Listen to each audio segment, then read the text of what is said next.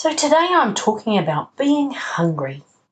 I recently participated in Aro Ha Retreat's seasonal renewal. The seasonal renewal combines a fast-mimicking diet with meditation, yoga and mindfulness practices, and it's all done within a supportive community led by a caring, knowledgeable team. In this episode, I'm sharing my most personal discovery that came from this process. Let's get started, shall we? Well, hello, beautiful people, and welcome to the Project Joyful podcast. I'm your host, Tracy, your medical herbalist and high performance coach. So, hey, Project Joyful isn't just about being happy. It's about consciously creating a life you love. It's about remembering how to reconnect with your soul-centered joy. You know, that joy that comes from doing what you love, from living on purpose, and from being in a life that allows you to experience deep joy moment by moment. So hey, let's get started, shall we? So each quarter, Aro Ha Retreats facilitates a period of renewal. It brings together mindfulness, meditation, some yoga, and a fast-mimicking diet. It's just for 5 days, and it's really powerful. It's online, and you're part of a group of like-minded people.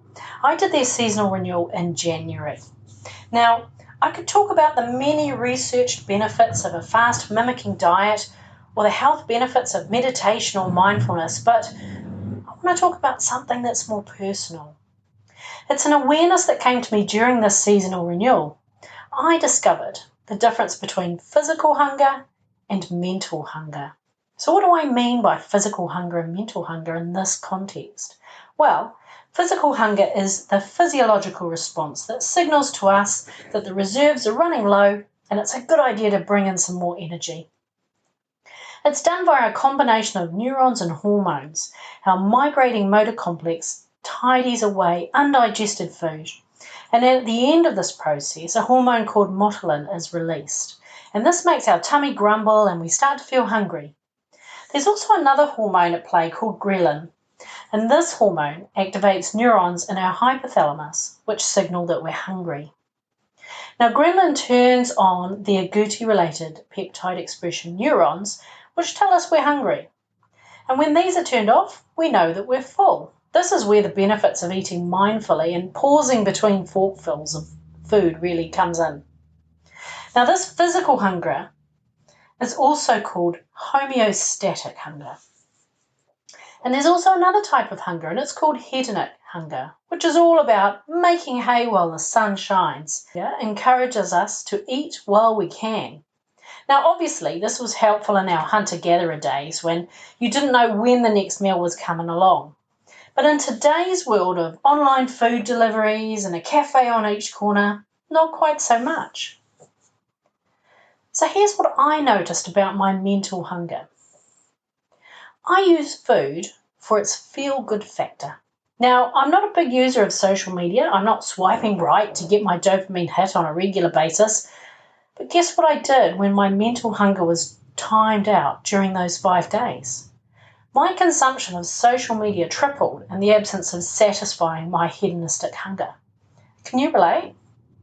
Do you use food for a little happiness hit? Here's what else I noticed. When I'm working, and it's tedious work, like my head's in a spreadsheet or something like that, I've trained my mind to add some variety by encouraging me to grab a snack. So what did I do instead? I drank a big glass of water, I did 10 squats or a quick walk around the garden, and my desire for variety had been sated. My tummy was full with the water, and I didn't feel hungry, and I didn't feel hungry for quite some time after that. So what do you do to bring some variety into your day? Can you mix it up a bit and make it less food-related? See, here's the thing about hunger. You feel hungry and then 20 minutes later it's gone. Now, if food is a delicate thing for you, I'm not suggesting you build these ideas into your day. I'd strongly recommend working with a professional who can support your journey. But if you suspect that you eat a little bit too much or you'd like to play with adding a side helping of freedom to your food, have a play with these ideas. And if a seasonal renewal within a supportive community is tugging at your heartstrings, check out what Aro Ha Retreats has on offer.